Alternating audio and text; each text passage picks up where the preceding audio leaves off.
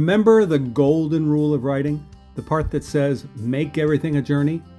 Now, remember Aristotle's narrative arc? Well, every good paragraph takes the reader on a clear journey from one place at the beginning to another place at the end. All stories begin by locating the audience in the world of the story. Here, we learn about the characters, their values, what they do, where they live. Then, for the middle part of the story, the characters face greater and greater challenges. Every time the characters rise to one challenge, they face even bigger challenges.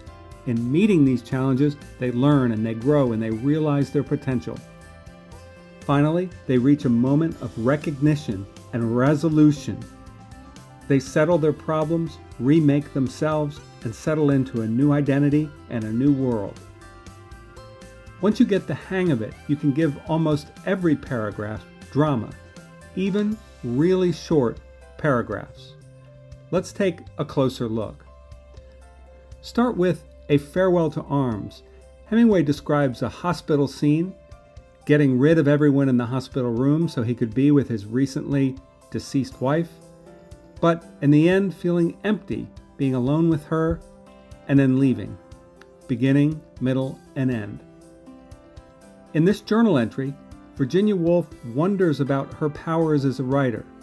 She explores what about writing engages her, and she realizes that the act of writing alone makes her more connected and whole.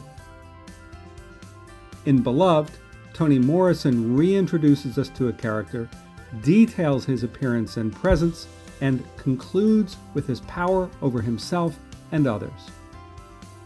In On the Road, Jack Kerouac describes his love of nonconformists. He describes how their passions and appetites make them so exciting, and then finally, their effects on the world. Finally, in Dune, Frank Herbert shows the hero resolving to confront fear. Because fear is a killer, he says he will face it and evade it. He will not let it get control of his life. And, as a result, he will survive. Your job as a writer is to write as many great paragraphs, each a mini drama, each with a beginning, middle, and end, and then to put them in a dramatic and pleasing order.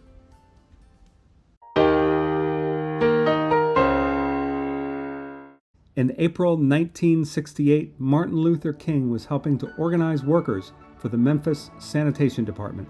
They had been treated badly for years, leading to a series of demonstrations.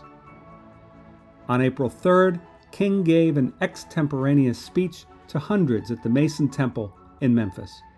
It has come to be called the Mountaintop Oration. The next day, he was assassinated. Let's listen to a rendition of the final paragraph of that speech. We've got some difficult days ahead, but it really doesn't matter with me now, because I've been to the mountaintop. I don't mind. Like anybody, I would like to live a long life. Longevity has its place, but I'm not concerned about that now. I just want to do God's will, and He's allowed me to go up to the mountaintop, and I've looked over, and I've seen the promised land. I may not get there with you, but I want you to know tonight that we, as a people, will get to the promised land. So I'm happy tonight. I'm not worried about anything. I'm not fearing any man. Mine eyes have seen the glory of the coming of the Lord. Pause a moment and look at these lines rendered in the form of poetry. Do you notice anything about the structure of the King passage? Of course you do. It's the structure of a narrative.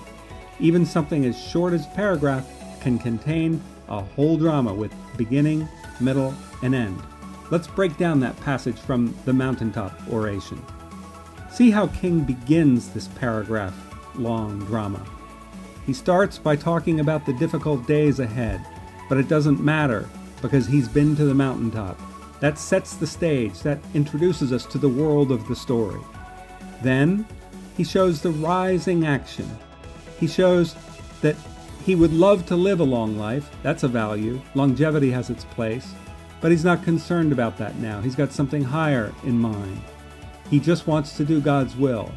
and God's allowed him to go up to the mountain, and he's looked over and he's seen the promised land. With each moment in the middle of this paragraph, we see the tension rising. We see King ascending to greater heights. And then finally, in the resolution, we as a people, he promises, will get to the promised land. And he's happy tonight. He's not worried about anything, because mine eyes have seen the glory of the coming of the Lord. A complete drama in one paragraph.